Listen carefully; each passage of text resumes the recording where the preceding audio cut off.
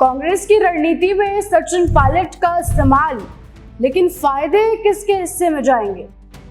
सड़कों पर उतरकर पानी की बौछारों का सामना करते हुए युवाओं की आवाज को बुलंद करते हुए सचिन पायलट एक बार फिर चर्चाओं में हैं।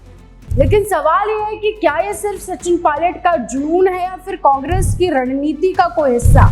और सबसे बड़ा सवाल, इस मेहनत का फल और संघर्ष का फल आखिर किसको मिलेगा? किसके हिस्से में जाएगा कांग्रेस के? चलिए थोड़ा सा पीछे चलते हैं।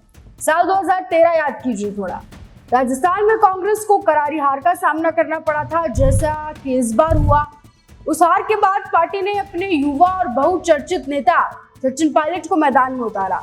सड़कों पर धूल धक्कड़ के बीच में पायलट ने दिन रात मेहनत की, जनता से जुड़े, उनकी आवाज बने, जमकर सड़कों पर संघर्ष किया। उसका नतीजा भी 2018 में सामने आया। 2018 आते आते कांग्रेस ने वापसी कर ली राजस्थान में और सत्ता में भी आ गई।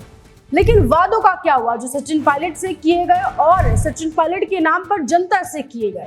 पायलट को मुख्यमंत्री की कुर्सी देने की बात तो दूर, फल बड़े नेता जैसे कि अशोक गहलोत, गोविंद सिंह डोटासरा जैसे चेहरों के हिस्से में चला गया। और अब 2025 में भी यही तस्वीर देखने को मिल रही है। राजस्थान में चौथे संघ चुनावों की बहाली के लिए सड़कों पर जोरदार हंगामा हो रहा है और इस बार फिर से सबसे आगे है सचिन पायलट। जयपुर के शहीद स्मारक पर एनएसयूआई कार्यकर्ताओं के साथ पानी की बौछारों का सामना करते हुए पायलट ने सरकार पर जमकर निशाना साधा। लेकिन इस बड़े प्रदर्शन में कांग्रेस के दिग्गज नेता कहाँ थे? अशोक गहलोत, गोविंद सिंह डोटासरा, टीकाराम जूली जैसे नाम क्यों गायब थे? सोशल मीडिया पर तो ये नेता सभी बड़े बड़े ज्ञान देते हैं, ट्विटर पर पोस्ट भी सब कर देते हैं, लेकिन जब जमीन पर आकर काम करने की बात होती है तब ये नेता कहाँ गायब हो जाते हैं? अशोक गहलोत बार बार कहते हैं कि अब पार्टी एकजुट है, पुरानी बातें भूली जा चुकी हैं। गोविंद सिंह डोटासरा भी दावा करते हैं कि कांग्रेस 2028 में धमाकेदार वापसी करेगी। लेकिन सड़कों पर ये एकजुटता कहीं दिखाई क्यों नहीं देती? सोशल मीडिया पर छात्र संघ चुनाव की मांग तो उठाई जा रही है, लेकिन जब बात सड़क पर उतरने की आई तो विपक्ष की ओर से सिर्फ सचिन पायलट ही क्यों नजर आए?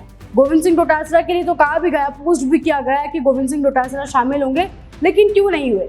क्या गहलोत जी ने रोक लिया उनको वापस से?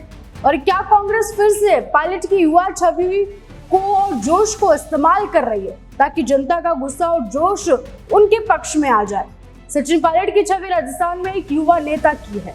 उनकी मेहनत, उनका संघर्ष, जनता के बीच उनकी लोकप्रियता, सब कुछ कांग्रेस के लिए सोने के अंडे देने वाली मुर्गी की तरह है।